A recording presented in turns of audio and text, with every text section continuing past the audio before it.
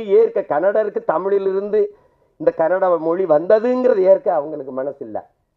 அண்ணன் கமலஹாசன் பேசுனது சும்மா கதை இல்லை, வரலாற்றே சொல்றாரு. அதை ஏற்றுக்கிறது எதிர்த்துக்கு, அதை பற்றி பிரச்சனை இல்லை. அவர் படத்தை நீ ஓட விட மாட்டேங்கிற. ஏன்? நான் உன்னுடைய KGF 1வது பகுதியும் 2வது பகுதியும் இங்கே சுதந்திரமாக ஓட விட்டல, அதுக்கு பரிசு. இப்போ நீ தான் கிழிக்க முடியும், எங்களுக்கு கிழிக்க முடியாதா? நீ தான் தடுக்க முடியும், எங்களுக்கு தடுக்க முடியாதா? முடியும். ஆனால் நாங்கள் செய்யல. ஏன்? தமிழனின் பேரன்பும் பெருந்தன்மையும் மாண்பும். படத்துலையா போட பகையை காட்டுறது? படத்துலையா? படத்தில் குடிக்கிற நீரில் இதுலையாமா? இதுல இல்லாமா பகை? எப்படி இருக்கு பாருங்க. உங்க படம் வராது, உங்க படம் ஓடாது. இப்போ தமிழிலிருந்து வந்தது கன்னடம் என்றதை ஏற்க முடியாத அவர்கள் தமிழை ஏற்கல, தமிழிலிருந்து வந்ததுங்கிறது ஏற்கல. ஒரு தலைவருக்கு தமிழையே ஏற்கல. இங்க வீடை இடிக்கிறாய் ஆக்கிரமிப்பு என்று, 60 ஆண்டுகளாக குடியிருந்தவரை வீட்டை இடிக்கிறாய் ஆக்கிரமிப்பு என்று. அவன் ஆக்கிரமிக்கும் போது என்ன பண்ணி கொண்டிருந்தாங்கிற கேள்விக்கு அவரிடத்திலே பதில் இருக்கிறது. ஆக்கிரமித்து கட்டப்பட்ட வீட்டுக்கு மின் இணைப்பு ஏன் கொடுத்தாய்? எரிவாயு இணைப்பு கொடுத்தாய்? குடும்பத்தை ஏன் கொடுத்தாய்? வாக்காளர் உரிமை கொடுத்தாய்? வரி எதுக்கு வாங்கினாய்? பதில் இல்லையே. அது நீர்நிலை ஆக்கிரமிப்பு. அப்ப 8 ஏக்கரை ஆக்கிரமிச்சு 4 கல்லறை கட்டி படுக்க வச்சிருக்கல கடற்கரை, அது கடல் நீர்நிலை ஆக்கிரமிப்பு இல்லையா? இதை இடி என்று சொன்ன நீதிமன்றம் அதை கட்டி என்று சொல்கிறது. என்ன நீதி? ஒரு மாவீரனின் பெரும் வரலாறாக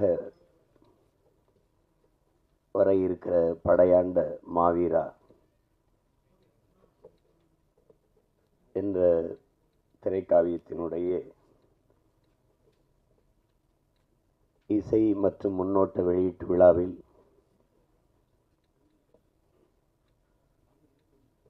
பங்கேற்றிருக்கிற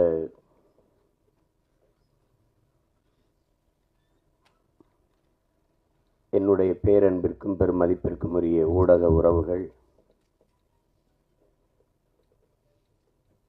வாழ்த்தி அமர்ந்திருக்கிற என் அன்பிற்கினிய அண்ணன்கள், இயக்குனர் வி. சேகர் அவர்கள், என்னுடைய அன்பு அண்ணன் சிவசக்தி பாண்டியன் அவர்கள், எங்களுடைய பெருமதிப்பிற்குரிய நீதியரசர்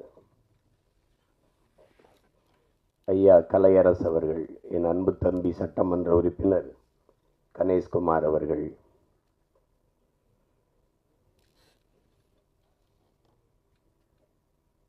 எல்லோருக்கும் என்னுடைய அன்பும் வணக்கமும். படையாண்ட மாவீரா என்ற படைப்பை படைப்பதற்கு காரணமாக இருந்த தயாரிப்பாளர்கள், அவர்களுக்குத்தான் இதிலே பெரும் நன்றியும் வாழ்த்துக்களையும் நாம் சொல்ல வேண்டியிருக்கிறது. அதிலே பெருமுயற்சி எடுத்த என் அன்பிற்கினிய சரவணராஜ், என் அன்பு தம்பி கிருஷ்ணமூர்த்தி, எங்கள் ஐயா குமாரதேவன், குரல் அமுதன், மதிப்பிற்குரிய ஐயா உமாதேவன், கிரியாடெக் பாஸ்கர் அவர்கள், பரமேஸ்வரி குமரேசன்,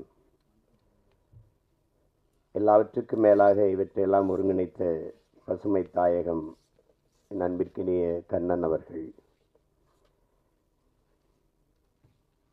வாழ்த்தி விட்டு சென்றிருக்கிற என் பாசத்திற்குரிய தம்பி வழக்குரைஞர் பாலு அவர்கள்,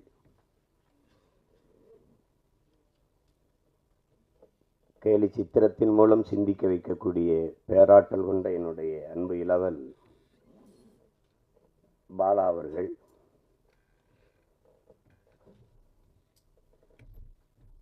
பாட்டு வெளியிட வேண்டும் என்று என்னுடைய தம்பி கௌதமன் எனக்கு அனுப்பியிருந்தார். அதை பாடல் காட்சியை பார்த்து இவ்வளவு சிறப்பாக நடன அமைப்புகள் வந்திருக்கிறதே, இது யாருன்னு அப்போ தெரியல, அதில் யார் அதை செஞ்சதுன்னு தெரியல. மேடைக்கு வந்தது என்னுடைய அன்பு தம்பிகள் இருவரை நாம் பார்த்த பிறகு, தினேஷ் ஸ்ரீதர் இருவரையும் பார்த்த பிறகு அதுக்கு காரணம் அவர்கள் இருவரும் தான் எனக்கு தெரிஞ்சது. அது தினேஷ் கூட நான் பணியாற்றியிருக்கிறேன். இளம் வயதிலேயே மிகச்சிறந்த திறமை கொண்ட ஒரு நடன இயக்குனர். அதே போல் தம்பி ஸ்ரீதர் அவர்கள். சண்டை காட்சி மிகச்சிறப்பாக வந்திருக்கிறது. படையாண்ட மாவீரன்ல அப்புறம் சண்டை இல்லாமல் எப்படி? தம்பி சில்வா அவர்களை நான் விண்ணூர்தி நிலையத்தில் சந்தித்தேன். அவர் எனக்கு ஒரு வியப்பு தான். சண்டை கலைஞர்கள் எல்லாம் ஏதோ முரட்டத்தனமாக இருப்பாங்க, அப்படிதான் எல்லாரும் நினச்சிட்டு. அன்னைக்கு விண்ணூர்தி நிலையத்தில் பார்த்த கையில் ஒரு புத்தகத்தோடு வந்திருந்தாப்புல. தம்பின்னா அது நந்தனார் சரித்திரத்தை வச்சுருந்தாப்புல. அது அவர்கிட்ட சொன்னேன். இதுக்கு முன்னாடி நாங்கள் எங்கள் அப்பா மணிவண்ணன்ட்ட வேலை செய்யும்போது சூப்பராக என்னவர்கள் அதில் நடன இந்த சண்டை இயக்குனராக இருப்பாங்க. நாங்கள் ரொம்ப அன்பாக இருப்போம். எப்போ பார்த்தாலும் தோல் மேலே கை வச்சுட்டு அந்த பயிற்சியை கொடுத்துட்டு வந்து சங்க இலக்கியங்கள் எல்லாம் சொல்லிட்டு இருப்பேன். சிலப்பதிகாரம், மணிமேகலை, சிவசிந்தாமணி எல்லாத்தையும் பேசுவாங்க. இது எப்படி மாஸ்டர் அப்படின்னா, பகலெல்லாம் அடிக்க வேண்டியது, இரவெல்லாம் படிக்க வேண்டியதுன்னாப்புல.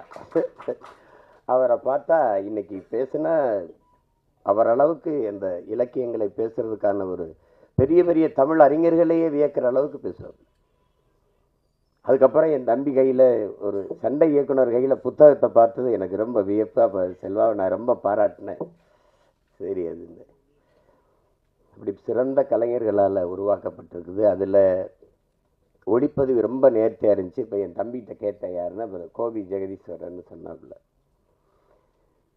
இசையமைப்பாளர் அவர் தான் இது விழாவின் நாயகன். அவர் தம்பி ஜி பிரகாஷ் இளம் வயதிலேயே 100 படங்களை தொட்ட ஒரு சாதனை.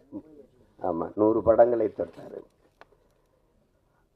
அப்போ அது அசூரன் படம் வந்து படத்தை பார்க்கும்போது அதன் பின்னணி இசை வந்து மிகச்சிறப்பாக செய்திருப்பார். அந்த காட்சிகள், அது அந்த சண்டை காட்சிகள் இதெல்லாம் நகரும்போது அந்த வயதில் இவ்வளவு ஆளுமையாக அவர் செய்கிறது ரொம்ப திறமை. அப்போ நானும் என் தம்பி மாதவனும் நடித்த ஒரு படம் இருக்குது. அது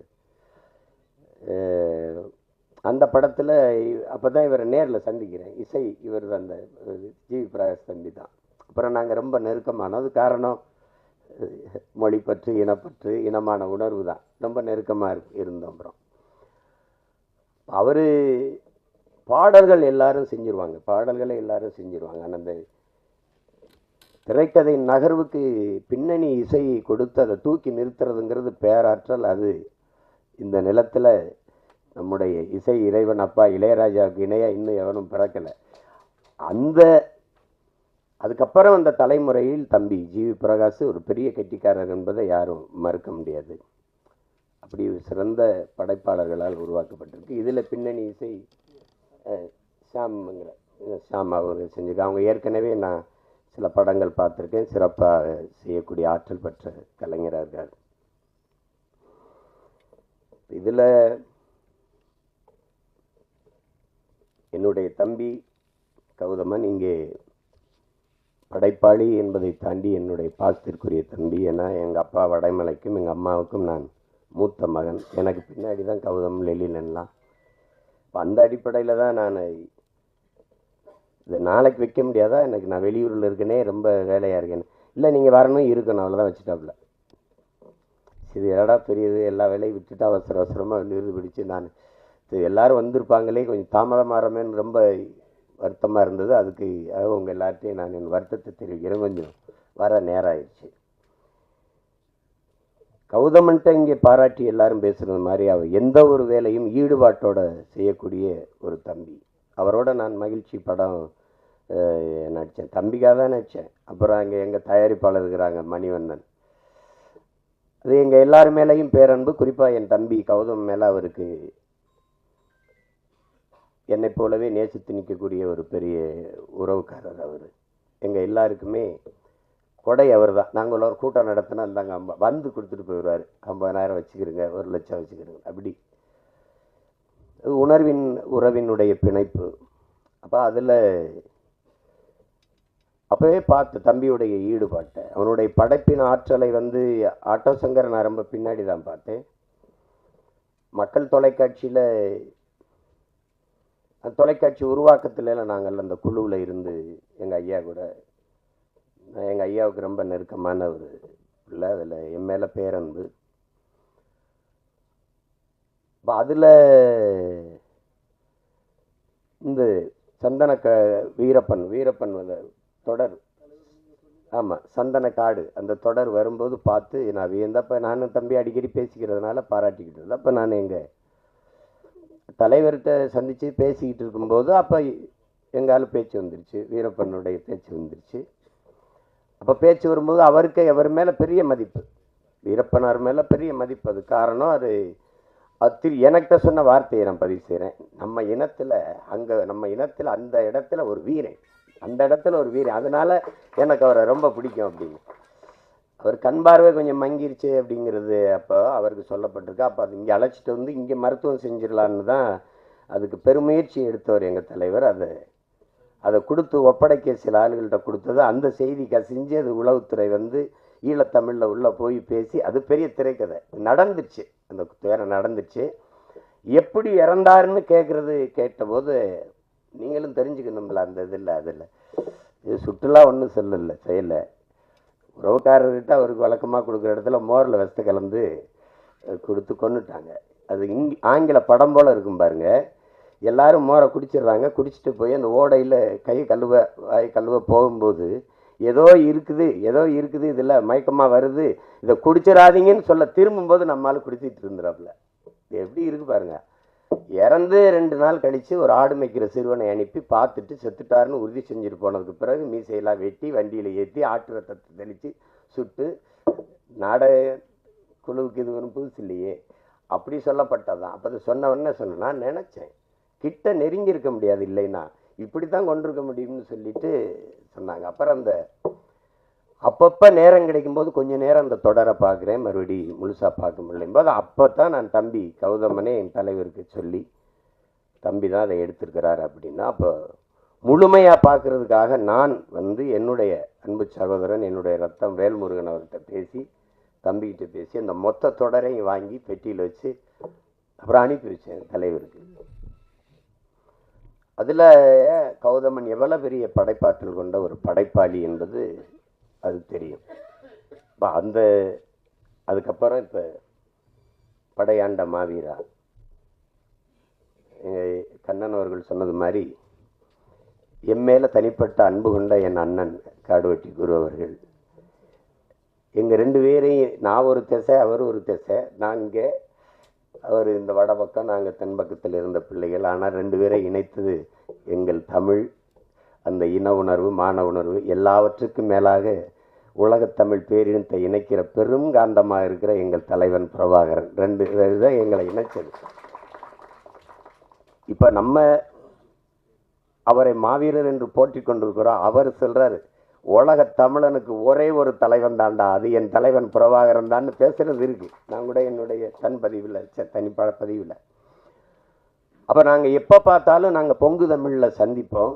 எங்கள் ஐயா அது அறக்கட்டில் இருக்குது, அந்த தியாகராய நகரில், அங்கே தான் நாங்கள் எல்லாம் சந்தித்து பழக்கம். எங்கள் ஐயா என் மேலே வச்சுருந்த அன்புக்கு ஒரே ஒரு சான்று சொல்கிறேன். எங்கள் ஐயா மருத்துவர், பெரிய பெரிய, அப்போ நான் கட்சி ஆரம்பிக்கல, நான் திரைப்பட இயக்குனர் தானே, சட்டமன்ற உறுப்பினர்கள் தலைவர்கள்லாம் பார்க்க வந்திருப்பாங்க. நானும் ஒரு ஓரத்தில் உட்காந்துருப்பேன், ஐயா வர சொல்லிட்டாங்க பார்க்கணுன்ட்டு. நேராக வருவாங்க, வாங்க அப்படின்னு என் கையை பிடிச்சி உள்ள கூட்டிகிட்டு போயிடுவாங்க. இருக்கிற எல்லாருக்கும் ஒரு வியப்பாக இருக்குது, இவன் யார் அந்த பையனை பிடிச்சி கூட்டிகிட்டு போகிறாங்க. அப்புறம் போய் பேசிட்டு நான் வந்த பிறகு மற்ற ஒவ்வொருத்தராக சந்திப்பாங்க. அதில் எங்கள் ஐயா என் மேலே வச்சுருந்த அந்த பற்று இன்னைக்கு வரைக்கும் எனக்கு நெகிழ்ச்சியாக இருக்குது. அப்போ அந்தப்போ நான் எங்கள் அண்ணன் காடுவெட்டி குரு இருப்பாங்க, அப்போ நிறைய பேசுவோம். அப்போ அந்த நேரம் ஈழப்ப சிக்கல்களை பேசுவோம், தலைவரை பற்றி பேசுவோம், மொழி குறித்து பேசுவோம், போராட்டம் குறித்து பேசுவோம். அப்போ தான் நாங்கள் தமிழ் பாதுகாப்பு இயக்கம் வச்சு மொழி மீட்சிக்கு பாடுபட்டோம். இல்லைன்னா 85 வயசில் தமிழை தேடி ஒரு தலைவன் இந்த நாட்டில் நடந்து போகிறாரு தெருவில்லைன்னா அது எங்கள் ஐயா மருத்துவர் ராமதாஸை தவிர அவர் இருக்க முடியாது. அப்படிப்பட்ட அன்பு என் மேலே எங்கள் அண்ணன் காடுவெட்டி குரு அவர்களுக்கு. என் தம்பி சொன்ன அந்த மருத்துவமனை காட்சியில், நான் அவர் மருத்துவமனையில் மருத்துவம் எடுத்துக்கொண்டு இருக்கும்போது அவரை பார்க்குறதுக்கு சென்று பார்க்க முடியல. அவர் சிறப்பு சிகிச்சை பிரிவில் இருந்தார். அது இன்னும் என் கண்ணுக்குள்ளே இருக்குது. அவ்வளோ பெரிய ஒரு தனி மனிதன் அப்படிங்கிறது எல்லாராலையும் ஒரு மனிதன் நேசிக்கப்படுறது ரொம்ப கடினம், ரொம்ப கடினம். குருனா ஒரு நிமிர்வு, குருனா ஒரு ஒரு ஒரு என்ன சொல்றது, ஒரு வீரம், ஒரு அச்சம் தெரிச்சு பறக்கும். அதாவது அது அப்படி ஒரு ஆள். அது இயல்பான மனிதன். பெரிய இலக்கியம் அப்படி அப்படி பேசுறது, அந்த மாதிரி பேசுறது இயல்பாக தான் பேசுவார். ஆனால் ஒவ்வொரு வார்த்தையிலையும் அந்த பாசம் இருக்கும், அன்பு இருக்கும். அப்படி ஒரு நெருக்கமான எங்கள் அண்ணன். அவர் வீட்டில் வரவேற்பு அறையில் மாட்டப்பட்ட ஒரே படம் எங்கள் தலைவன் பிரபாகரன் படம் தான். அதை என் தம்பி அந்த படத்திலே பதிவு பண்ணியிருக்கிறாப்புல. ஆனால் தனிக்கு அதை விட்டுட்டது. தலைவர் படம் வர்றதுன்னா நாங்கள் சோறுட்டியில் ஓட்டானே கிழிச்சு போட்டு போகுது. ஆனால் அதை விட்டுட்டது. அது என்னன்னு தெரியல. நான் கூட சொல்லுவேன், படத்தை பார்த்து எப்படி பயப்படல, அவர் படையை பார்த்து எப்படி அப்படின்னு. 3ஆம் உலகப் போர் இனிமே வருதுன்னாங்க. அதெல்லாம் இல்லை, நாங்கள் 3ஆம் உலகப் போரை செய்த இனத்தின் மக்கள். ஏன்னா ஒரு தலைவனை ஒரு இனத்தை அழிக்க உலகம் முழுமைக்கும் படையை திரட்டி வந்தது எங்களை 22 நாடுகள் சேர்ந்து பிரபாகரன் என்கிற ஒரு தலைவனின் படையை எதிர்த்து போரிட்டு இருக்கு. அப்படின்னா இது உலக போரா இல்லையாங்கிறத நீங்கள் தான் முடிவெடுத்துக்கணும். அப்படிப்பட்ட ஒரு அண்ணன் என்னுடைய காடுவெட்டி குரு அவர்கள். குருன்னா மானம், வீரம் எல்லாம் சேர்ந்து தான் அந்த ஒரு மகன் அவர். அப்போ இங்கே பேசியவரெல்லாம் சொன்னாங்க பாருங்க, பணமா இனமானா இனத்தின் பக்கம் நிற்கக்கூடிய ஒரு வீரன், ஒரு தமிழன் அவர். அப்போ அப்படித்தான் நீங்கள் மண்ணை காக்கிற போராட்டத்தில் எதற்காகவும் மண்ணை விட்டு கொடுக்காததான் மாவீரனாக இருக்க முடியும். அதே தான் எங்கள் தலைவருக்கும்.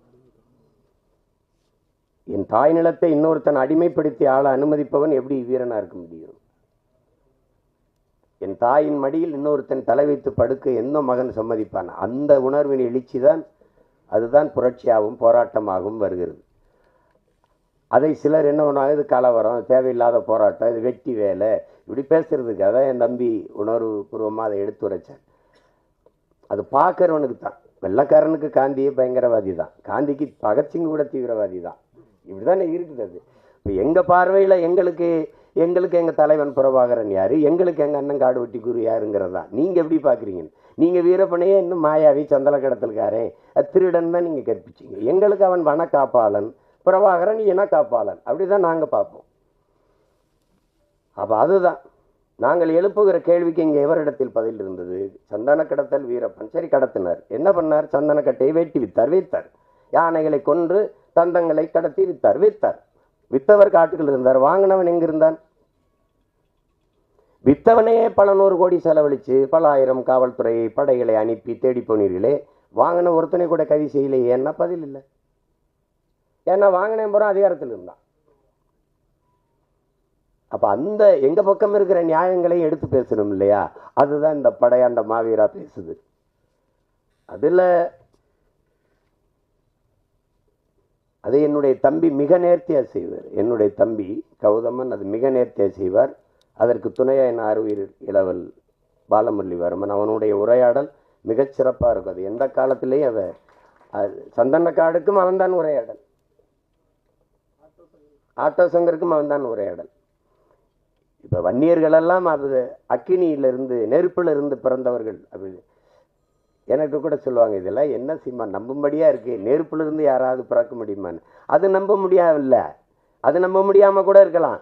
ஆனால் நாங்கள் நெருப்பாக பிறந்தவர்கள் என்பதை யாரும் மறுக்க முடியாது. அதை இந்த படத்தில் வசனமாக உரையாடலாக என் தம்பிகள் பதிவு பண்ணியிருக்கிறாங்க. தமிழன் ஒரு நெருப்பு, பெரு நெருப்பு. அநீதியோ அச்சமோ அடக்குமுறையோ அண்ட விடாத அளவிற்கு ஒரு பெருநெருப்பாக வாழ்ந்த மறவர் கூட்டம் தான் தமிழர்கள். இங்கே பேசிய என்னுடைய தம்பி பேரரசு, எங்கள் அண்ணன் சேகர் அவர்கள்லாம் பேசினார். மொழி குறித்து, மற்றவர்கள் நம்மளை இழிவாக பேசுகிறது குறித்து, மொழி உணர்வு அட்டுப்படுறது. இப்போ பேச்சு வழக்கில் பழகிருச்சு எல்லாருக்கும். இப்போ சரி, ஆங்கில சொற்களை கலந்து பேசி நம்ம ஒத்துக்கிறணும், நம்ம இனம் அழிந்துட்டது. நம்ம இப்போ தமிழ்நாடுன்னு பேர் வச்சுருக்கோம். இது தமிழுக்கும் தமிழருக்கும் சுடுகாடாக மாறி இருக்கிறது. தமிழ் இறந்துச்சு. தமிழை கொன்றவர்கள் தமிழர்கள் தான். தாய்மொழியை அழியவிட்ட ஒரு இனம் வரலாற்றில் வாழாது. வாழ்ந்ததா செய்தியே இல்லை. அப்போ நம்ம அழிஞ்சிட்டோம். சமஸ்கிருதம் கலந்து பேசி 1800 கன்னடம் பிறக்குது. 15ஆம் நூற்றாண்டில் மலையாளம்ங்கிற மொழி கிடையாது. தமிழிலிருந்து சமஸ்கிருதம் கலந்து எப்படி கலந்தோம்? வணக்கம், நமஸ்காரம், சோறு, சாதம், மகிழ்ச்சி, சந்தோஷம், அப்படி பிரிஞ்சிருச்சு. இப்படிதான் போச்சு. சாப்பிட்டீங்களா நீங்க? போஞ்சை சீரா நீர், ஒரே ஒளி அளவில் தான் பேசிட்டு இருப்பான். இப்படி போயிடுச்சு. கடைசியா துளு. கன்னடமும் கலிதெலுங்கும் கவின் மலையாளமும் துளுவும் உதிரத்தில் உதித்தவேன் தமிழ் தாய் வாழ்த்துல பாட்டு இருக்குது. அதை ஆட்சியாளர்கள், அன்றைய ஆட்சியாளர்கள் ஆரியம் போல் வழக்கொழிந்தை தூக்கினார்கள். ஏனால் அந்த பிராமணர்கள் வாக்கு போயிருமோ. அது கன்னடமும் கடிதலுங்கும் கவின் மலையாளமும் அதை சொன்னா அந்த மொழி பேசக்கூடிய மக்களின் வாக்கு போயிடும். அவங்க குறைவா நினைப்பாங்க. தமிழுக்கு அந்த பெருமையை கொடுக்க அன்றைய ஆட்சியாளர்களுக்கு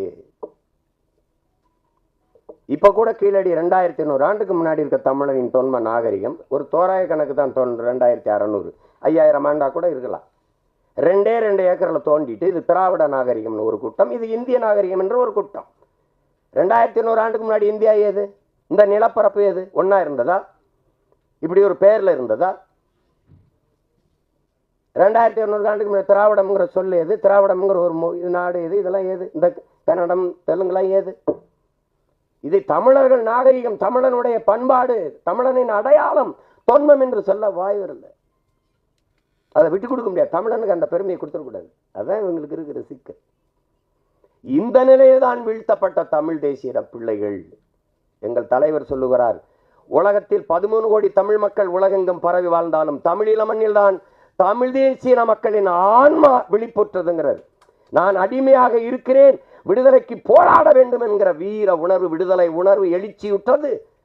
விடுதலையின் முதல் படியே விழிப்புணர்வு தான். அந்த விழிப்புணர்வு வந்தது தமிழீழ மண்ணில் தான்.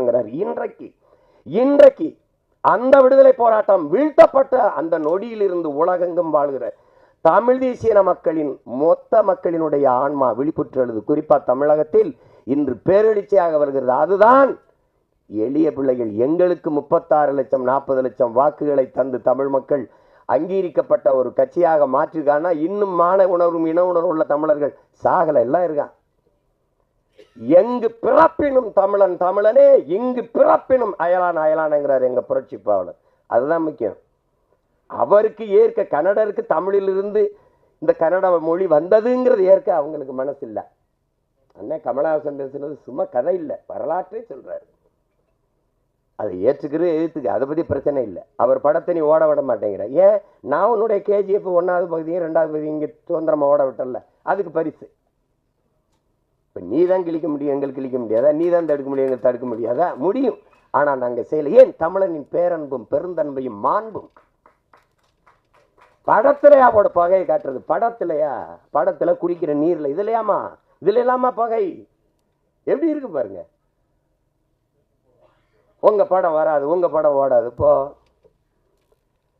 தமிழிலிருந்து வந்தது கன்னடம் என்றதை ஏற்க முடியாத அவர்கள் தமிழை ஏற்கல.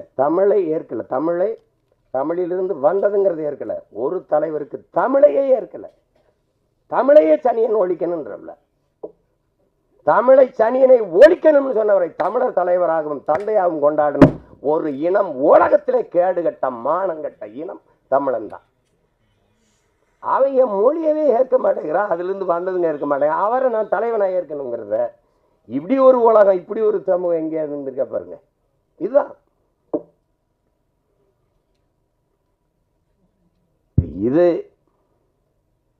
படையாண்ட மாவீராங்கிறது ஒரு திரைப்படமா பார்த்து இதை சுருக்கிட முடியாது. இத்தனை பேருடைய உழைப்பு சிறுக சிறுக சிறுக சிறுக. நான் கூட அது எப்போ முடிப்பேன் முரளிகிட்ட கேட்கும் போதெல்லாம் கேட்பேன், எப்போ தாண்டா முடிப்பேன் அதை அப்படின்னு. சிறுக சிறுக வழி இல்லை. பிள்ளைகள் 100 சேர்த்து 1 லட்ச ரூபா கொடுத்துருக்காங்கன்னா அந்த உணர்வு, அந்த பங்களிப்பை, அதற்காவது இந்த படம் மாபெரும் வெற்றியான இந்த படத்து வெற்றி அடையணும். அப்போ அதுக்காக இவ்வளவு நேரம் இதில் பெரிய பாராட்டுக்குரியது, இந்த மேடையில் இவ்வளவு நேரம் பொறுமையாக இருக்கிற பெருமக்கள், அரங்கை நிறைத்து அமர்ந்திருக்கிற என் அன்பு சொந்தங்கள் உங்களுக்கு தான். இவ்வளவு நேரம் பசி நேரம் தாண்டி உறங்குற நேரத்து வரைக்கும் உணர்வோடு உட்கார்ந்து இருக்கிற உங்க ஒவ்வொருத்தருக்கும் என்னுடைய அன்பும் வாழ்த்துக்களும். அதுல என்னுடைய தம்பி கௌதமனுடைய படைப்பாற்றலை, அவன் அந்த பாட்டை எடுத்த விதம், சண்டை காட்சி முன்னோட்டத்தை வரும்போது எனக்கு இங்கே ஓடிரும் அப்படின்னு தெரிஞ்சு எனக்கு நான் விண்ணூர்தியில் இறங்கினோன்னே எனக்கு கொடுத்துட்டாப்புல, அனுப்பிட்டாப்புல. வரும்போதே பார்த்துட்டு வந்தேன். அவ்வளவு சிறப்பாக எதிர்பார்ப்பார். நீங்கள் ஏன்டா எங்கள் பெண்களை ஒரு அக்கா தங்கையாவே பார்க்க உங்களால் முடியாதா? அந்த உரையாடல், பல இடங்களில் உரையாடல், அவர் நடிப்பு, அந்த சண்டை காட்சியில் அவன் காட்டிய வேகம் எல்லாமே மிகச்சிறப்பாக இருக்குது. அந்த முன்னோட்டத்தை பார்த்தாலே படம் உறுதியாக வெற்றியடையும் ஒரு எதிர்பார்ப்பை, இந்த படத்தை பார்க்க வேண்டும் என்கிற தூண்டுதலை தந்துருது. பாடலெல்லாம் மிகுந்த எதை பிடிச்ச மிகுந்த செலவு பண்ணி எடுத்திருக்கான் பாட்டெல்லாம். அந்த ஒரு பாட்டை நாங்கள் வெளியிட்டோம், நான் எங்கள் ஐயா கவி முத்தமிழ் பேரறிஞர் வைரமுத்து எல்லாரும் அதில் ஒரு நாள் வெளியிடணும்னு சொல்லும்போது புலிக்கொடி எங்கள் கொடி அப்படின்னு என்னை கனடாவில் கைது பண்ணி வச்சுக்கிட்டு, இது இந்த கொடி எல்டிடி, சிம்பிள் ஆஃப் எல்டிடின்னே சொல்லியிருந்தா. என் பரம்பரை கொடிடா இது, என் பாட்டை கரிகாலன்லேருந்து அரசேந்திரன்லேருந்து அருண்மொழி எல்லாரும் தூக்கி பிடிச்ச கொடி. ஒரு மணி நேரம் சண்டை, 2 பேருக்கு கைது சண்டை நடக்குது அதில். அது புலிக்கொடி எங்கள் பரம்பரை கொடி. ஏன் எங்களுக்கு எங்கள் தலைவர் சொல்கிறார், அவரே சொல்கிறார், ஏன் புலிக்கொடியை நான் எடுத்தேன்? பாண்டியனுடைய மீன் எடுத்திருக்கலாம், சேரனுடைய வில்லம்பு எடுத்திருக்கலாம். அவர்களெல்லாம் அவரவர் எல்கைக்கு உட்பட்ட நிலப்பரப்பை ஆண்டார்கள். ஆனால் சோழ பெரும்பாட்டன் அருண்மொழி சோழன் மட்டும்தான் உலகத்தின் பல்வேறு நிலப்பரப்பை வென்று 3வது பெரிய வல்லரசை நிறுவினார். தமிழனுடைய கொடி பன்னியோ நாயோ பூனையோ கிடையாது. மீன் அப்படி பாய்ச்சல் இருக்கும், வில் அம்பு அப்படி பாய்ச்சல் இருக்கும், புலி பாய்ச்சல் இருக்கும். அப்படி அதை ஏன் புலியை வச்சான்? புலி ஏன் கொடியா இருக்கணும்? பசியோட கிடக்கும் புலி விரட்டி போய் வேட்டையை அடிக்கும். இறையை அடிக்கும்போது வலது கை பக்கம் விழாமல் இடது கை பக்கம் விழுந்துச்சுன்னா வீரத்துக்கு இழுக்குன்னு சாப்பிடாம போயிடும். அந்த மானமுள்ள விலங்கு புலி. அதனால மான தமிழ் மறவன் கொடியில புலியை ஏந்தினான். அப்படிப்பட்ட அத புலிக்கொடி எங்கள் கொடின்னு வரி, ஒரு வரி 2 வரி இல்லை. நீ நதியில் குளித்த போதும், நீ குளித்தது போதும், இனி குருதியில் குளித்து வாடான்னு சொல்லி அந்த மாவீரா வாங்குற அந்த பாடல் வரிகளை அவரை தவிர வேற யாரும் எழுத முடியும்னு சொல்லுங்க. ஆமா, பொடி நடை போட்டது போதும் புலிநடை போட்டு வாங்கிறது. எரிமலை பொடிபட, எதிரிகள் அடிபட, கோழைகள் வழிவிட, ஏழைகள் வழிபட வா மாவீராங்கிறதெல்லாம் அவரை தவிர யார் எழுத முடியும்? வைரமுத்துங்கிறது நம்மளோட வாழ்ந்து கொண்டிருக்கிற ஒரு மகன், ஒரு மனிதர். அப்படிதான் நம்ம பார்க்குறோம். அதை ஒரு திரைப்படத்துக்கு பாட்டு எழுதுகிற ஒரு பாடலாசிரியர் போல பார்க்குறோம். உலகத்தில் ஒரு கவிஞனால், ஒரு பாவலனால், ஒரு புலவனால் புவி வெப்பமாகுவதை பாடுவதற்கு இந்த பூமியில் ஒரு புலவனும் கிடையாது. எங்கள் வைரமுத்தை விட்டா ஒருத்தன் கிடையாது. மரம்னா என்ன என்று பாடுவதற்கு இந்த மண்ணில் இன்னும் எவனும் பிறக்கல. எங்கள் வைரமுத்தை விட்டா எல்லாரும் ஒண்ணு பார்ப்பீங்க, அவன் பார்ப்பான். மரம் பூமியின் ஆச்சரிய குறி, இப்படி யாரும் பார்த்திருக்க மாட்டாங்க. இப்படி யாரும் பார்த்திருக்க மாட்டாங்க. மரம் இல்லை என்றால் மழைக்கு யார் மனு அனுப்புவது? மழைக்காக யார் மனு போடுவது?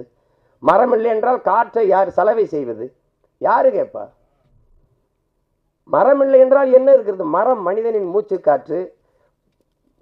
இதுல என்ன பாருங்க, மரம் எல்லா உயிரினங்களும் மூச்சு காற்றை நற்காற்று சுவாசித்து கெட்ட காற்றை வெளியிடும். ஆனால் மரங்கள் கெட்ட காற்றை சுவாசித்து நற்காற்றை வெளியிடும். அதனாலதான் நம்மெல்லாம் உயிர் வாழ முடிகிறது. அப்ப மரம் மண்ணின் வரம், வளர்ப்பதே மனித அறம் என்று பாடிய ஒரு கவி நம்மோடு இருக்கிறார் என்றால் அது நம்முடைய முத்தமிழ் பேரறிஞர் ஐயா வைரமுத்தவர்கள் தான். பாரதி மகா கவிஞன். ஏன் கவிஞனுக்கு மகா கவிஞனுக்கு என்ன? காலம் உருவாக்கியவன் கவிஞன், காலத்தை உருவாக்கியவன் மகா கவிஞன். அது பாரதி, நம் பாட்டன் பாரதி. எங்காலும் மகா கவிதை தந்தவர். 3ஆம் உலகப் போருங்கிற புத்தகத்தை நீங்க படிங்க. நீங்க அவர் எழுதின கருவாச்சி காவியம், கள்ளிக்காட்டு இதிகாசம் 3ஆம் உலகப் போர் ஆங்கிலத்தில் வந்திருந்தால் உலகத்தில் எந்த எழுத்தாளனும் அவருக்கு இணையான இருக்க முடியாது. உலகம் கொண்டாடி இருந்திருக்கும். அவன் கெடுவாய்ப்பா நம்ம இனத்துல பிறந்துட்டா, வடுகப்பட்டியில் தேதியில தமிழ்ல எழுதிட்டாங்க. அதெல்லாம் அது யாரும் மதிக்கிறது இல்லை. அவர் இருக்கிற இடம் வேற, நான் இருக்கிற இடம் வேற. அதை நாங்கள் ரெண்டு பேருமே பேசி முடிவு பண்ணிட்டோம். நம்ம ஒரே இலக்கை நோக்கி பாய்கிற இருவரும் நதிகள்ன்ட்டு. அது வேற, இது வேற. புரிதுன்னு நினைக்கிறேன். அதில் போய் நம்ம பேசிக்கிற வேண்டியது இல்லை. ஆனால் ஒரு ஒரு ஒரு பாவலனால் நீங்கள் நினச்சி பாருங்க, இந்த உலகத்தில் ஒரு கவிஞனால் அரசியல் பேச முடியுமா? புவியியல் பேச முடியுமா? பொருளாதாரம் பாட முடியுமா? வரலாறை பாட முடியுமா? இலக்கியம் பாடுவார்கள். மருத்துவத்தை பாட முடியுமா? மருத்துவத்தை பாடுமா? எங்கேயாவது கேட்பார், தொப்பை முயலோ தொப்பை கிளியோ உண்டா அப்படி. அவரை மாறி நீங்க எல்லாவற்றையும் குறித்து பாட முடியும், எழுத முடியும், பேச முடியும் என்றால் உலகத்தில் ஒரே கவியால் தான் முடியும். அது நம்முடைய முத்தமிழ் பேரறிஞர் ஐயா வைரமுத்தால தான் முடியும். அவரோடு நீங்கள் பொருளாதாரம் பேசலாம், இலக்கியம் பேசலாம், மருத்துவம் பேசலாம், வரலாறு பேசலாம், அறிவியல் பேசலாம், புவியியல் பேசலாம், உளவாண்மை பேசலாம், எதை பற்றியும் பேசலாம். அப்படி ஒரு கவிஞன் இந்த நிலத்தில் இனி வருவது அரிதினும் அரிது. உயிரை பிரிவது மட்டும் சாவில்ல, ஊரை பிரிவதும் சாவுதாண்டான்னு எழுதியிருக்காப்ல. அவர் சொல்றார் பாருங்க, பெத்த தாய் தந்தரை கட்டிய மனைவி பிள்ளைகளை பிரிவதல்ல சோகம், ஆடு மாடுகளை பிரிவதல்ல, காடு மேடுகளை வீடு நிலங்களை பிரிவதல்ல, சொத்து சுகங்களை பிரிவதல்ல, தான் பிறந்த மண்ணை பிரிவதுதான் உலகத்திலே பெரிய சோகம்னு இல்லைன்னா பதிவு செஞ்சிருக்க முடியாது. அதுதான் இது. உயிர் பிரிவது மட்டுமல்ல சாவு, ஊரை பிரிவதும் சாவுதான். இல்லைன்னா விடைகூடி எங்கள் நாடே கடல் வாசல் தெளிக்கும் வீடே, அந்த பாடலை கேட்டு கண்ணீர் வடிக்காது, நெஞ்சுருகி கண்ணீர் வடிக்காத தமிழ் மகன் உலகத்தில் இருக்க முடியாது. அவர் எழுதிய வரிகள், இந்த என் தம்பி பேசுற உரையாடல் அதுலேயே இருக்குது. எங்களுக்கு 3 காட்டில் ரெண்டா திருப்பி அடிச்ச, ஒன்று சந்தன காடு, முந்திரி காடு, இன்னொன்று வன்னிக்காடுன்னு. காக்கும் கடவுளின் அம்சம் நீ, வன்னிக்காட்டின் வம்சம் நீ, வன்னிக்காடு வவுனியா என்று வந்தது எங்கள் பெரும்பாட்டன் பண்டார வன்னியன் ஆண்ட நிலப்பரப்பு என்பதாலேயே அது வன்னிக்காடு. தமிழ்நாட்டில் அவனுக்கு அடையாளம் இல்லை. இன்னைக்கும் தமிழீழ மண்ணில், அவர் மண்ணிலே என் தலைவன் எல்லைக்குட்பட்ட அந்த நிலப்பரப்பிலே 6 அடிகள் வெங்கலத்திலே பண்டாரவணி என்னும் பாட்டனுக்கு சிலை வச்சது அவர்தான். ஆண்டாண்டு காலமதாய் ஆண்டு வந்த பூமி, அப்பன் ஆச்சி பாட்டன் பூட்டி சுத்தி வந்த வீதி. இந்த பாட்டில் ஒரு வரி வரும், என் இனமே என் சனமே இன்னும் என்ன மயக்கமா, எதிரிகளை எல்லையை விட்டு விரட்டிடமே தயக்கமா, பண்டார வன்னியனின் வாரிசில்லையா, எதிரியை துண்டாட நெஞ்சினிலே வீரமில்லையா, ஆண்டாண்டு காலமதாய். இந்த பாட்டு குட்டி கண்ணன் ஒரு சிறுவன் பாடி தமிழீழ மண்ணில் எல்லா இடத்துலையும் இந்த பாடல் ஒலிக்க. எனக்கிட்ட எங்கள் அண்ணன் நடேசன் அண்ணன் வண்டியில் அந்த பாட்டு ஒலிச்சோன்னே, இதை நான் எடுத்துக்கிறேன், தாராளமாக எடுத்துகிட்டு போங்கன்னு எடுத்துகிட்டு வந்து அந்த பாட்டை எடுத்துக்கிட்டு வந்தேன் நான் அங்கிருந்து. அப்போ அந்த மண்ணில் இருக்கிற அந்த தமிழ் பிள்ளைகளுக்கு, தம்பி தங்கைகளுக்கு வீரமூட்டவே, நீ பண்டார வன்னியனின் வாரிசு இல்லையா, பகையை துண்டாட நெஞ்சினிலே வீரம் இல்லையாங்கிற வரியே அந்த பாடலில் பதிவு செஞ்சுருப்பாங்க. அதனால தான் அது வன்னிக்காடு. அதை தான் இதில் எழுதியிருக்காரு பாருங்க. நாங்கள் 2 பேரும், அம்மா இறந்துட்டாங்க, அந்த துயரத்தை பகிர்ந்து கொள்ள ஐயா வீட்டில் போய் இருக்கும்போது இந்த படையாண்ட மாவீரா பாடலை நான் தம்பி அனுப்பியிருந்தான், படித்து பார்த்தேன். யாரை மனதில் வைத்துக்கொண்டு இந்த வரிகளையெல்லாம் எழுதியிருப்பீங்கன்னு எனக்கு புரியுது அப்படின்னோன்னு அவர் சிரிக்கிறார். அது இப்போ புரியுதுன்னு நினைக்கிறேன் உங்களுக்கு. அவர் முழுக்க முழுக்க நானும் சரி, இங்கே இருக்கிற என் தம்பியும் சரி, என் தம்பி கணேஷ்குமாரோ, இங்கே இருக்கிற எல்லாரும் சரி, என் தம்பி எங்கள் அண்ணன் காடுவெட்டி குருவும் சரி, நாங்கள் உயிருக்கு உயிராக உள்வாங்கி கொண்டவர் எங்கள் உயிர் தலைவன் மேதகு பிரபாகரன் அவர்கள் தான் என்பதில் யாருக்கும் மாற்று கருத்து இருக்க முடியாது. அப்படிப்பட்ட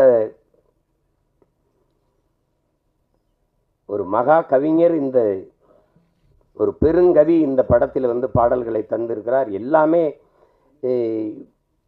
வெற்று வரிகளை இசை சந்தத்திற்கு எழுதி நிரப்புற வரிகள் அல்ல, உணர்வு சூடற்று இருக்கிற தமிழ் இன பிள்ளைகளை உசிப்பி விடுகிற வரிகள்லாம் எல்லாம்.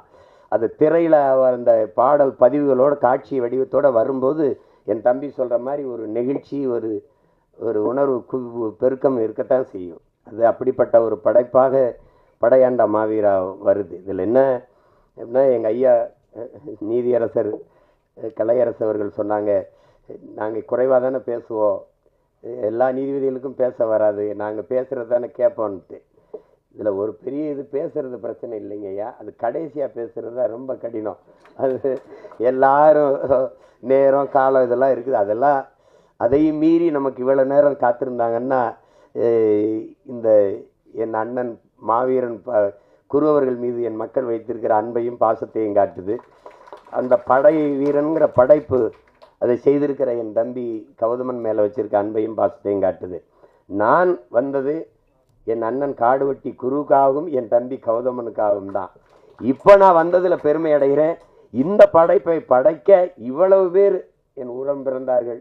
அண்ணன் உமாதேவனிலிருந்து தம்பி கிருஷ்ணமூர்த்தி, ஐயா சரவணராஜன் எல்லாரும் சேர்ந்து இவ்வளோ பேர் நின்றுருக்கும்போது அதில் நம்ம இன்னும் எவ்வளோ நேரம் வேணாலும் நின்று அதுக்காக இருக்கலாம். அதில் நமக்கு பெருமையும் மகிழ்ச்சியும் தான். என் தம்பிக்கு இந்த படைப்பை படைக்க தோல் நின்றவங்க எல்லோருக்கும் என்னுடைய பேரன்பும் பெரும் நன்றியும், குறிப்பாக தம்பி குரலமுதன் எல்லோருக்கும். அதில் அவன் கஷ்டப்பட்டு எடுத்தாலும் சிறந்த கலைஞர்களை கூட வச்சுக்கிட்டான். தம்பி சில்வா, என் தம்பி தினேஷ், ஸ்ரீதர் போன்ற தம்பிகளையெல்லாம் கூட வச்சுக்கிட்டு நல்ல படத்தொகுப்பு இருக்குது, சிறந்த படத்தொகுப்பு. ஒளிப்பதிவாளர் மிக அருமையாக பதிவு பண்ணியிருக்கார் அந்த முந்திர காடுகளை, அந்த இடத்தையெல்லாம். படம் மாபெரும் வெற்றி அடையணும். இது என்னென்னா, எப்போவாவது உங்களுக்கு தெரியும், தமிழர்களினுடைய அடையாளங்கள்லாம் மறைக்கப்படுது, தமிழருடைய எங்களுக்கென்று யாரும் இல்லாதது போல காட்டப்படுது. எங்களுக்கென்று பெண்ணிய உரிமையா அதை பேச தமிழனுக்கு எவனும் இல்லை. பெண்கள்லாம் இல்லைன்னா எப்படி? பெண்ணை காப்பிய நாயகியாக வைத்து பாடிய ஒரு இனத்தில் பெண்ணை போற்றாமல் என்ன செஞ்சுருப்போம்? 100க்கும் மேற்பட்ட பெண்பார் புலவர்கள் இருந்திருக்கிறார்கள். அவர்கள்லாம் கல்வியறிவு பெற்று பாடாமல் எப்படி வந்தாங்க? தமிழ் குடும்பங்களில் 90 விழுக்காடு எல்லாருக்கும் குலதெய்வங்கள் பெண்களாக இருக்கிறாங்க. எனக்கு வீரமாகாளி என்னுடைய குலதெய்வம். எல்லாருக்குமே இங்கே பெரும்பாலும் 1-2 பேருக்கு தான் பேச்சு முத்தா ஐயனார் கற்பனை இருக்கும். எல்லாருக்குமே பெண்கள் தான். பெண்களை குல தெய்வங்களாக வச்சு போட்டுக்கிற குடும்பத்தை நாங்கள் பெண்களை அடிமைப்படுத்தணும், நாங்கள் தான் அது பண்ணோம் அப்படின்னு. எங்களுக்கு பல்லு வளர்க்க தெரியாது, வேப்பங்குச்சி ஒடிச்சு விளக்கி விட்டவங்க இதான் மாதிரி எல்லாத்தையுமே ஒரே ஆளுக்கு கொடுத்துறது. எங்களை போல ஒரு மாண்பு கொண்டு வாழ்ந்த இனம் உலக வரலாற்றில் உண்டா? எங்களை போல உலகத்தையே கட்டி ஆண்ட என் பாட்டன் அருண்மொழி சோழன் எந்த இனத்தையாவது அடிமைப்படுத்தி ஆண்டான் என்று வரலாற்றில் ஒரு துளி செய்தியை உங்களால் காட்ட முடியுமா? தமிழர்கள் யாரையாவது அடிமைப்படுத்தி ஆண்டார்கள், கொடுமைப்படுத்தி கொன்றார்கள் என்று எந்த இடத்திலையும் செய்தீர்கள்? எந்த இடத்திலும் இருக்காது. எல்லாரும் மானுட நேயம் பேசினான். உலகத்தில் ஒரே ஒரு இனம்தான் உயிர்மை நேயம் பேசியது. பிறப்பு ஒக்கும் எல்லா மனிதருக்கும் என்று பாடவில்லை, பிறப்பு ஒக்கும் எல்லா உயிருக்கும் என்று பாடியது. பகுத்துண்டு பல் உறவுகள் என்று பாடவில்லை, பகுத்துண்டு பல் உயிர்கள் என்று பாடியது. எல்லாரும் என்ன பேசிட்டு இருந்தான்? யாதும் ஊரே யாவரும் கேளீர், எல்லோரும் நம் உறவினர்கள் என்று பாடியவன் தமிழன் தான். உலகந்தழிவின் நேசித்து நின்ற ஒரே இனம் தமிழன் தான். ஆனால் எங்களைத்தான் இன வெறியர்கள், மொழி வெறியர்கள், தேச துரோகிகள் எல்லாம் சொல்வார்கள். காவிரி நதிநீர் அவருக்கு, முல்லை பேரியாற்று நதிநீர் அவருக்கு, அவரவர் நிலத்தின் வளம் நீர்வளம் அவருக்கே என்றால் என் நிலத்தின் வளம் எனக்கே என்று நான் நின்றால் நாடு என்னாகும்? இறையாண்மை என்னாகும்? ஒருமைப்பாடு என்னாகும்? என்னுடைய நிலத்திலிருந்து வரும் நெய்வேலி பழுப்பு நிலக்கரி மின்சாரம் எனக்கே என்று நான் நின்றால் என்னாகும்? என்னுடைய நிலத்தில் எடுக்கப்படுகிற மீத்தேன் ஈத்தேன் ஹைட்ரோ கார்பன் எனக்கே என்றால் அணுவுல என் நிலத்தில் மின்சாரம் எல்லாருக்கும், வெடித்து செத்தால் சாவு தமிழனுக்கு. அப்படி அவரவர் வளம் அவரவருக்கே என்றால் தமிழனுடைய வளம் தமிழனுக்கு என்று நின்றால் தேசிய ஒருமைப்பாடும் இறையாண்மையும் எங்கே போகும்? சொந்த நிலம், என்னுடைய பாட்டன் ஜம்புலிங்க முதலியாரோட சொந்த நிலம் 500 ஏக்கர் நெய்வேலியிலே. இந்த நாட்டுக்காக 500 ஏக்கரை விட்டு கொடுத்த ஒருத்தன் என் தாத்தன் ஜம்புலிங்க முதலியார். அப்படி யாராவது உண்டா? 50,000 தாத்தா வழக்கறிஞர், அப்பா வழக்கறிஞர், அவர் வழக்கறிஞர். 50,000 அன்றைக்கு நீதிமன்றத்தில் நேர் நின்றால் சம்பளம் 50,000. பரம்பரை பிறக்கும் போது செல்வந்தனாக பிறந்த ஒரு மகன் இந்த நாட்டின் விடுதலைக்காக சொத்தம்பட்டையும் வித்து மக்களின் மானம் காக்க கப்பல் ஓட்டிய ஒரு தமிழன் எங்களுடைய பாட்டன். செக்கெழுத்து செத்தான் இந்த நாட்டின் விடுதலைக்காக. மாடு கூட இழுக்க திணறுகிற செக்கை இழுத்தவன் என்னுடைய பாட்டன் வ.உ. சிதம்பரனார். எப்படி இருக்கு? தொலைக்காட்சியில பேசும்போது வ.உ.சி மாப்போசி, காமராஜர். ஆனால் ராமசாமி ஐயாவை சொல்லும் போது பெரியார் என்று சொல்ல வேண்டும், தந்தை பெரியார் என்று சொல்ல வேண்டும் என்கிறீர்கள். யாராவது ஒரு பெருந்தலைவர் காமராஜ், தெய்வ திருமகன் முத்துராமலிங்க தேவர், நேர்மையின் நேர்வடிவம் கக்கன், கப்பலோட்டிய தமிழன் வஉசி, அப்படி யாராவது சொல்றது உண்டா? யாராவது நீங்க கேட்டது உண்டா? இல்ல விவாதங்களே, பொது மேடைகளே மாப்போசி, ஏன் சிலம்பச்சேர்வர் மாப்போசி சொன்னால் நாக்கு சுலுக்கிக்கிறோமா?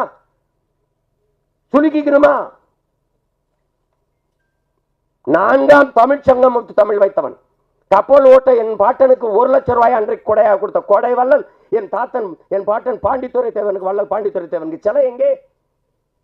ஒரு வளைவுல சுற்றுலா மரப்பாச்சி பொம்மை நெஞ்சு வச்சிருக்கான். பார்க்கும்போது நான் நெஞ்சு வெடிக்கும். ஒரு தமிழ் மகனுக்கும் அடையாளம் இல்லை, அழிக்கப்பட்டிருக்கான். அப்படி மறைக்கப்படக்கூடாது ஒரு மாவீரனின் வரலாறு, அழிக்கப்பட்டு விடக்கூடாது. இந்த வருங்கால தலைமுறைக்கு அவனுடைய வாழ்க்கை ஒரு பாடமாக, படிப்படையாக இருக்க வேண்டும் என்பதற்காக படைக்கப்பட்ட ஒன்றுதான் படையாண்ட மாவீரா. அதை கவனத்தில் வைத்துக் கொள்ளணும். நீங்க பார்க்கிறது குருவை சாதி வெறியன் என்று, நாங்கள் பார்க்கிறது அவன் சமூக சமத்துவத்திற்கு போராடியவன் என்று. அதைத்தான் இந்த படம் போதிக்க போகிறது. நாங்கள்லாம் போராடுகிற எங்கள் வளர்ச்சிக்கு எதிரானவன் என்றீங்க. சிப்காட் தொழிற்சாலைங்கிற தொழிற்சாலையின் முதலாளி யார்? தொழிற்சாலைக்குள்ள என்ன நடக்க போகுது? எது உற்பத்தி ஆக போகுது? அங்க வேலை யார்? முதலாளி யார்? வளர்ச்சிக்கு எதிரானவன். எது வளர்ச்சி? இங்கே மனித உழைப்பு மலிவா கிடைக்குது. நிலத்தடி நீர் எவ்வளவு வேணாலும் உறிஞ்சிக் கொள்ளலாம். விளைநிலங்களை எத்தனை ஆயிரம் ஏக்கர் வேணாலும் பறித்துக் கொடுக்க அதிகாரங்கள். உற்பத்தி செய்கிற பொருளை விரைந்தெடுத்து 8 வழிச்சாலை 4 வழிச்சாலை போடப்படுகிறது. தடையற்ற மின்சாரம் மக்களுக்கு அல்ல, தொழிற்சாலைகளுக்கு. அரை மணி நேரம் 1 மணி நேரம் அந்த மின்சாரம் தடைபட்டு உற்பத்தி இழப்பு ஏற்பட்டால் அந்த இழப்பை மத்திய மாநில அரசுகள் ஈடுகட்டும். புரிந்துணர்வு ஒப்பந்தம். முதலாளி வருகிறான், மனித உழைப்பை சுரண்டி உற்பத்தியை பெருக்கி பல ஆயிரம் கோடி லாபத்தை கொண்டு போகிறான். அந்த முதலாளி வாழ்வான், வளர்வானா? வெறும் சம்பளத்தை வாங்கி சாப்பிடுற நான் வாழ்வேன், வளர்வேனா? இது வளர்ச்சியா? எது வளர்ச்சி? இவர்கள் கற்பிக்கிற வளர்ச்சி எது? பட்டினி எடுத்து சத்தால் கட்டையில் ஏறிக்காமல் கரண்ட்ல எரிப்பது வளர்ச்சி. இதுதான் பிச்சைக்காரன் சோவிப் மிஷின் வச்சு பிச்சை எடுப்பது வளர்ச்சி. எங்களின் கனவு பிச்சைக்காரனை இல்லாத தேசத்தை படைப்பதுதான் எங்களுடைய வளர்ச்சி. அப்படி இருக்கா? அதற்காக போராடுகிறவனை வளர்ச்சிக்கு எதிரானவன் தேசத்துறை என்று கட்டமைப்பது எப்படி? எந்த தொழிற்சாலை அரிசி பருப்பை உற்பத்தி செய்யும்? அது நிலத்தில் தானே விளையணும். நீ வீட்டு மனையலாக்கி மாளிகை கட்டி மொட்டை மாடியிலே கத்தரிக்காய் தக்காளி வீட்டு தோட்டம் போடுகிறாய். இது எவ்வளவு பெரிய கொடுமை! எவ்வளவு விளைய வச்சிருவ நீ? எப்படி விளைநிலங்களை அழிச்சு விண்ணூர்தி நிலையம் கட்டுது? நீ பறக்கிறவனை பற்றி கவலைப்படுகிறாய், பசியோடு பற்றி கவலைப்பட மாட்டேங்கிறாய். 28 கோடி மக்கள் இரவு உணவில்லாமல் தூங்கச் செல்கிறார்கள் இந்த நாட்டிலே. பல கோடிக்கணக்கான பச்சிலை குழந்தைகள் பசியோடு உறங்க போகிறார்கள் இந்த நாட்டிலே. எது வளர்ச்சி? எல்லாருக்கும் சரியான சமமான தரமான கல்வியை கொடுக்க நாடு முன்னேறுகிறது. வளர்ச்சியை நோக்கிய பாதை. எல்லோருக்கும் சரியான சமமான தரமான மருத்துவத்தை கொடுக்க நாடு போராடுகிறது. சரியான வளர்ச்சி அதுவா?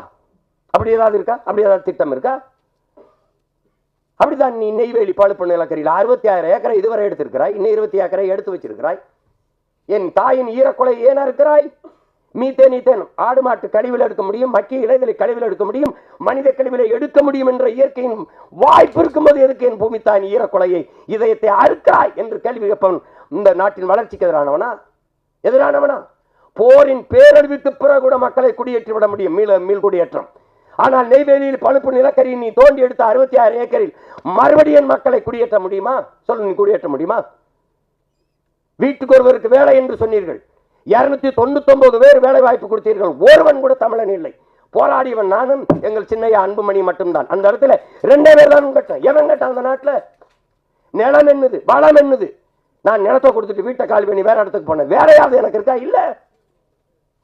இதை எதிர்த்து போராடினால் நிலம் இழந்தால் பலம் இழப்போம். நாங்கள் சொந்த நாட்டிலே அகதியாக விரட்டப்படுகிறோம். இந்த வீடு இடிக்கிறாய் ஆக்கிரமிப்பு என்று, 60 ஆண்டுகளாக குடியிருந்தவரை வீட்டை இடிக்கிறாய் ஆக்கிரமிப்பு என்று. அவன் ஆக்கிரமிக்கும் போது என்ன பண்ணி கொண்டிருந்தாங்கிற கேள்விக்கு எவரிடத்திலே பதில் இருக்கிறது? ஆக்கிரமித்து கட்டப்பட்ட வீட்டுக்கு மின் இணைப்பு ஏன் கொடுத்தாய்? எரிவாயு இணைப்பு கொடுத்தாய், குடும்ப அட்டை ஏன் கொடுத்தாய், வாக்காளர் உரிமை கொடுத்தாய், வரி எதுக்கு வாங்கினாய்? பதில் இல்லையே. அது நீர்நிலை ஆக்கிரமிப்பு. அப்ப 8 ஏக்கரை ஆக்கிரமிச்சு 4 கல்லறை கட்டி படுக்க வச்சிருக்கீங்க கடற்கரை, அது கடல் நீர்நிலை ஆக்கிரமிப்பு இல்லையா? இதை இடி என்று சொன்ன நீதிமன்றம் அதை கட்டி என்று சொல்கிறது. என்ன நீதி? என்ன நீதி? அறிவார்ந்த தமிழ் சமூக மக்களை, எவராவது இயற்கை அருங்கொடை பள்ளிக்கரணை ஏரியை குப்பையை போட்டு மூடுவான், அது ஆக்கிரமிப்பு இல்லையா? இதை எதிர்த்து போராடினால் நீங்கள் என்ன வேணாலும் நிலைங்கள், இந்த நிலத்தின் வளத்தை, மக்களின் நலத்தை எவன் கெடுத்தாலும் நாங்கள் போராடுவோம். அந்த மரபில் எங்கள் முன்னத்தி ஏறால் என் அண்ணன் காடுவெட்டி குரு, அவன் தான் படையாண்ட மாவீரன். அப்படி போராடியவன் தான் அவன். எனக்கு பேரம் பேசலையா? இந்த கூட்டணி வந்தால் குடும்பத்துக்கு இப்படி சொல்லல, ஃபேமிலிக்கு 1000 crores settlement, party fund 1000 crores, 26ல தம்பி சீஃப் மினிஸ்டர் வேட்பாளர். பேசுங்க பேசுங்க. நான் கூட கேட்டேன், காதிலே தேனை ஊற்றுறீங்க, கொஞ்சம் வாயில ஒரு சொட்டை ஊற்றி விடுங்கன்னு கூட சொன்னேன். நான் ஒன்றும் ரொம்ப பெருசாக கேட்கல. ஐயா நான் என்ன செய்யணும்னு கேட்டேன். ஒரே ஒரு சந்திப்பு, அவங்க அப்படி சொல்லலை, ஒரு மீட்டிங்.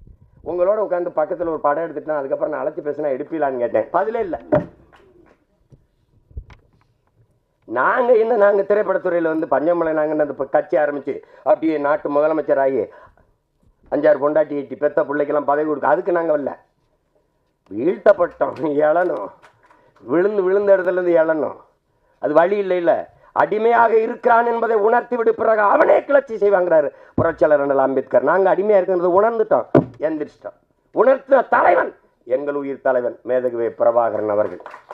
அதற்கு எங்களுக்கு முன்னாடி உணர்ந்து கிளர்ந்து எழுந்தவன் என் அண்ணன் காடுவெட்டி குரு அவர்கள். இன்னைக்கும் எங்க ஐயா கலங்கி சொல்வது, குரு என்னோடு இல்லையேன். குரு என்பவன் எங்கள் ஐயா மருத்துவர் ராமதாஸின் இதய துடிப்பு என்பதை என்னரும் தம்பி தங்கைகள் புரிந்து கொள்ளணும். மனச்சான்று. அவர் பக்கத்திலே என் அண்ணன் காடுவெட்டி குரு எல்லோரும் வெள்ளை சட்டை போடுவார்கள், அவர் மட்டும் இந்த மஞ்ச சட்டை போட்டுத்தானே வருவார். இந்த சட்டை என் ஐயாவுக்கு பக்கத்தில் என் அண்ணன் குரு இருந்தால் 50,000 வீரர்கள் அவர் அருகில் இருப்பதற்கு சமமாக இருப்பார். அதுதான் குரு. காடுவெட்டி குருன்னு காடப்புறா வெட்டி அடிச்சவன் எங்க பாட்டேன் அரசேந்திரன், நாங்கள் இல்ல. இவன் நினைச்சுக்கிறது காடை வெட்டுவார் போல் இருக்கு, அதனால காடு வெட்டின்னு. அவர் ஊரு பேர் காடுவெட்டி. பார்க்க எங்களெல்லாம் பார்க்கும்போது கருப்பா ஒரு மாதிரி இருக்கும்போது கரெக்டான, என்னையெல்லாம் பார்த்தா சீமான் சிரிப்பானான்னு கேட்குற கூட்டம் இருக்குது. உண்மையிலேயே நாங்கள் உண்மையிலேயே என் சொந்தக்காரன் எங்கள் அண்ணன் பொண்ணுகிட்ட, உங்கள் சித்தப்பா சிரிப்பாரா அப்படின்னு. சித்தப்பா பெரிய சிரிப்பா போச்சு சித்தப்பா, என்ன நீங்கள் சிரிப்பீங்களான்னு கேட்குறாங்க சித்தப்பா. அது மாதிரி பார்க்க அப்படி ஒரு கரடுமுரடா பெரிய ஆள் மாதிரி தெரியும். ரொம்ப மென்மையான இதயம் கொண்ட ஒரு மகன் என்னுடைய அண்ணன் காடுவெட்டி குரு அவர்கள். அவர் இல்லை, இன்னொரு 10-15 வருஷம் எங்களோட இருந்திருந்தால் இன்னைக்கு எனக்கெல்லாம் ஆசை தான். எங்கள் தாத்தாவுக்காக வயசாயிடுச்சு கலியபெருமாளுக்கு. என் அண்ணன் தமிழரசன் இன்னொரு 15 ஆண்டுகள் இந்த நிலத்திருந்தா சாதிய கட்சிகள் சாதிய அரசியலே இருந்திருக்கிறது. அவருடைய கொள்கை இந்த சாதியை அழிக்கிறது இல்லை, சாதின்னு பேசுறவனே அழிச்சிடுறது தான். அதானே கடைசியாக எங்கள் தாத்தா கலியபெருமாள் சந்திக்கும் போது எனக்கு என்னமோ நீ போகிற பாதான் சரியா இருக்குன்னு சொன்னவர் அவர் தான். இவர் செய்யறத அவர் ஏன் அப்படி செய்யறாயின்னு கேட்கல, நீ செய்யாதேன்னு சொல்லலை, செய்யணும்னு சொல்லலை. எங்களுக்கு கற்பித்தார் கலியபெருமாள். என்ன சொன்னாரு? மக்களை அணிதிரட்டி அரசியல் படுத்தாமல் புரட்சியை உன்னால் முன்னெடுக்க முடியாதான்ட்டு. ஆயுதமேந்திய கிளர்ச்சியின் மூலம்தான் மக்களை விடுதலை செய்ய முடியும், மக்களின் உரிமை மீட்க முடியும்னு நம்பி களத்துக்கு வந்த ஒரு மகன் தன் வாழ்க்கையின் கடைசி அனுபவமாக என்ன சொல்றாரு? மக்களை அணிதிரட்டி அரசியல் படுத்தாமல் புரட்சியை முன்னெடுக்க முடியாதுன்ட்டாப்ல. அதைத்தான் பேரப்பிள்ளை நாங்கள் செஞ்சுக்கிட்டு இருக்கோம். இப்போ என் தம்பி தமிழை பேரரசு வைக்கிறாரு, நான் நாம் தமிழர்னு வைக்கிறேன். இன்னும் பல கட்சிகள் கூட வரலாம். ஆனால் அவன் சொன்ன மாதிரி ஒரு தாய் வயிற்றில் நாங்கள் பிறந்தோம். சின்ன பிள்ளையில இருக்கும்போது ஒரே வீட்டில் இருந்துட்டோம், படுத்து தூங்கிட்டோம். அப்புறம் தனித்தனி குடும்பங்கள் வரும்போது வாழ்வதற்கு தனித்தனியாக வீடு கட்டி போயிட்டோம். ஆனால் என் அண்ணன் மகனுக்கு கல்யாணம், எங்கள் அப்பாவுக்கு உடம்பு முடியல, நாங்கள் ஒன்றா கொடுவோம். அப்படித்தான். அதில் என்னுடைய தம்பியின் படைப்பு மிகுந்த பாராட்டுக்குரிய இருக்கும். அவன் சாதாரணமாக எதையும் தொடமாட்டான், தொட்டால் அதில் தீவிரமாக ஈடுபட்டு சிறந்த படைப்பாக கொண்டு வர அளவுக்கு ஒரு சிற்பி போல செதுக்குவான். அதுதான் என் தம்பியினுடைய சிறப்பு. அதிலே எங்களுக்கு பெருமைக்குரிய என் மகன் தமிழ், அவன் வந்து அவது மாமனிதர்லேயே அவன் நடிப்பு மிகச்சிறப்பாக இருந்தது, நான் பாராட்டினேன். ஒவ்வொரு தடவை அழைச்சி பேசுவேன். இந்தி இந்த 2ல் அவன் நடிப்பு பாராட்டினேன். நன்றி பெரியப்பான்னு சொல்லிட்டு இருப்பான். இந்த படத்துலையும் இப்போ என் அன்பு தம்பி வசந்தபாலன் அவர் சொன்னது போகும்போது அந்த முன்பதிப்பில் அவன் அந்த இளம் வயதில் அவன் நடிச்சிருக்கிறது ரொம்ப சிறப்பாக இருக்குன்ட்டு அவன் சிறந்த ஒரு கலைஞனாக வந்து எங்கள் எல்லாருக்கும் பெருமை சேர்ப்பாங்கிறது என்னுடைய நம்பிக்கை. அது வந்து அதை அவள் செய்வா. இன்னும் காலம் இருக்குது, நீ நம்பிக்கையோடு இரு. நமக்கான ஒரு காலம் வருது, நாம் உருவாக்கி கொண்டிருக்கிறோம். ஏன்னா எங்களுக்கு கற்பித்த தலைவன் காலம் வரும் என்று காத்திருக்காதே, நமக்கான காலத்தை நாமே உருவாக்க வேண்டும் என்று கற்பித்தார். எல்லாரும் குளிர்ந்த நீரிலே நீந்தும் போது எங்கள் தலைவன் பிரபாகரன் நெருப்பு ஆற்றிலே நீந்தியவன். அதனால் அப்படிப்பட்ட தலைவனின் பிள்ளைகள் நாங்கள். படையாண்ட மாவீரருக்கு தடை வருது, அது வருது, அதெல்லாம் இல்லை. எங்கள் கோட்பாட்டை தடை அதை உடை, சிறை அதை நிறை, இதான் எங்கள் கோட்பாடு. வழக்கு இல்லை என்றால் விடியாது கிழக்கு. அப்படிதான். எனக்கு மட்டும் 260 வழக்கு இருக்குது. அதெல்லாம் ஒன்றும் இல்லை. அது நான் கூட சொன்னேன், நாங்கள் அந்த நீதிமன்ற வாசலில் அந்த கோழி குண்டை அடித்து பழகணும்ட்டு. அதுவும் சில நீதிபதிகளுக்கு திடீர்னு நம்ம மேலே பாசம் வந்துடும், பார்க்கணும், வந்து நேரம் நிற்க சொல்லிடுவாங்க. அப்போ காலையில் சொல்லுவாங்க, காலையில் இப்படி அப்படி போகிறது, அதிகாலையில் உடனே இப்போயே வர சொல்லு, எங்கள் ஒரு நாள் அவகாசம் கொடுங்க, நாளைக்கு வேறு, இப்படிலாம் நடக்கும். இதுக்கெல்லாம் பார்க்க முடியுமா? உயிரையே கொடுத்த ஒரு இனத்தில் நம்மை ஒரு போராட்டம்ல ஒன்றும் கிடையாது. அது என் தம்பி கௌதமனை எவ்வளவு பாராட்டினாலும் தகும். ஆனால் அவனுக்கே இந்த முதலீடை கொடுத்து எந்த சூழ்நிலையிலும் துணை நின்ற இந்த தயாரிப்பாளர்கள், என் அன்பு சொந்தங்கள் அனைவருக்கும் என்னுடைய அன்பும் வணக்கம். நீங்கள் வந்து நம்பிக்கையோடு இருங்க, படம் மாபெரும் வெற்றி அடையும். இந்த படத்தை தயாரித்ததில் உங்களுக்கு ஒரு பெருமையும் நிமிர்வும் உங்களுக்கு கிடைக்கும். அதில் அது ஒன்றும் இல்லை. நீங்கள் எங்கள் அண்ணன் குருவுக்கு கொடுத்த காணிக்கை வச்சுருங்க, அப்படி நினச்சிக்கிறீங்க. என்னுடைய அன்பான வேண்டுகோள், இப்போ எங்கள் அண்ணன் வி சேகர் எல்லாம் சொன்னாங்க, மிகச்சிறந்த படைப்பு. ஏன்னா KS கோபாலகிருஷ்ணன் ஐயாவுக்கு பிறகு குடும்பமாக உட்காந்து படம் பார்க்குற மாதிரி இன்னைக்கு எனக்கு வியப்பு. ஒரு மனிதன் எப்படி இப்படி திரைக்கதை வச்சு உரையாடல் எழுதுறாருன்னு KS கோபாலகிருஷ்ணன் ஐயா படத்தை பார்த்தா எனக்கு தோணும். அதுக்கப்புறம் எங்கள் அண்ணன் வி சேகர் அவர்கள் படத்தை பார்த்தா தான் ஒரு இயல்பான நடுத்தர வர்க்கத்தினுடைய வாழ்க்கையை எடுக்கிறதுக்கு இன்றைக்கி ஆள் இல்லை. ஐயா விசு அவர்கள் எடுத்தார்கள், அவர்கள் வேறு வாழ்க்கை முறையை எடுத்து வந்தாங்க. அதுக்கு இணைய எங்கள் அண்ணன் வந்து எடுத்தாங்க. அதில் ஒன்றா இருக்க கற்றுக்கணும்லாம், அதை விடலாம் ஒரு முற்போக்கு புரட்சிகரமான கருத்துக்களை அதில் எங்கள் அண்ணன் கவுண்டமணி அண்ணனுடைய கதாபாத்திரம்லாம் ரொம்ப அருமையாக இருக்கும். விரல் கத்த வீக்கம், ஒன்றா இருக்க கற்றுக்கணும், இதெல்லாம் சிறந்த படைப்பு. இன்னும் பெரிய வருத்தம், அவங்க படைப்பை நிறுத்திட்டது. எங்கள் அண்ணன் சிவசக்தி பாண்டியன் வந்து எவ்வளவு சிறந்த படங்களை தயாரித்தார், புதிய இயக்குனருக்கு வாய்ப்பு கொடுத்தார். நான்லாம் ஒரு தடவை அண்ணன்ட்ட போய் கதை சொன்னேன். இந்த கதையை சரி யார் கதாநாயகன் யாருன்னு தான் கேட்டார். ஒழிய இந்த கதை அப்படி இருக்குது இப்படி இருக்குது. அப்படி ஒரு தயாரிப்பாளர் எங்கள் அண்ணன். அவரெல்லாம் தயவு செய்து படங்களை மறுபடியும் தயாரிக்கணும். ஆனால் இப்போ எந்த சங்கத்தில் யார் இருந்து இப்போ என்ன பண்ணுறாங்கன்னு தெரியாத ஒரு குழப்பம் இருக்குது. அது முன்னாடிலாம் சொல்லுவாங்க தங்கம் செய்யாதது சங்கம் செய்யும்னு. இப்போ சங்கங்களே அங்கங்கங்களாக பிரிஞ்சு கிடக்கிறதுனால எதையும் சாதிக்க முடியாமல் இருக்குது. விரைவில் நம்ம எல்லாவற்றையும் பாதுகாக்கிற ஒரு நல்ல அரசை நாம் எல்லோரும் சேர்ந்து நிறுவ வேண்டும். அது என்னுடைய அண்ணன் காடுவெட்டி குரு அவர்களுடைய இலக்கும் அதுதான். நாங்கள் பேசியது அல்ல, எங்கள் அண்ணன் உமாதேவன் கூட சொல்கிறாங்க, உமாதேவன் அவர்கள் தமிழ்நாட்டை தமிழன் ஆளணுங்கிறது. இது எவ்வளோ பெரிய குற்ற செயலாகவும் பார்க்கப்படுது பாருங்கள். எல்லாரும் தனித்தனியாக வீடு கட்டி குடியேறி போயிட்டான். ஆனால் என் வீட்டில் எல்லாரும் சேர்ந்து குடி கும்மி அடிச்சிட்டு இருக்கான். ஆளாளுக்கு ஒரு லட்டை ஒட்டிட்டு போயிட்டியா, ஏன் லட்டை மட்டும் நொறுக்கி எல்லாரும் சாப்பிட்றான். என்னன்னு எனக்கும் புரியல. அதை கேட்டால் பாசிசம், சாவனிசம், இனவெறி, சிறங்கு சொரின்னு எதையோ பேசிட்டுருப்பான். எனக்கு அந்த நேரம் ஒரு கோபம் வரும் பாருங்க. இப்போ சீமான் அவன் ஒரு இனவெறியங்கன்னு சொல்லும்போது நமக்கு ஒரு திமிரும் ஒரு பெருவிதமும். எங்கள் அண்ணன் சொல்லுவார்ல கவுண்டமணி, மறக்கா சொல்லு அப்படின்னு. அது ஏன்னா நம்மளை இனவெறியன்னு சொல்லும்போது அப்போ நல்ல தமிழ் தாய்க்கு நல்ல தகப்பனுக்கு தான் நம்ம பிறந்திருக்கோம். அதை உறுதி செய்கிறான்.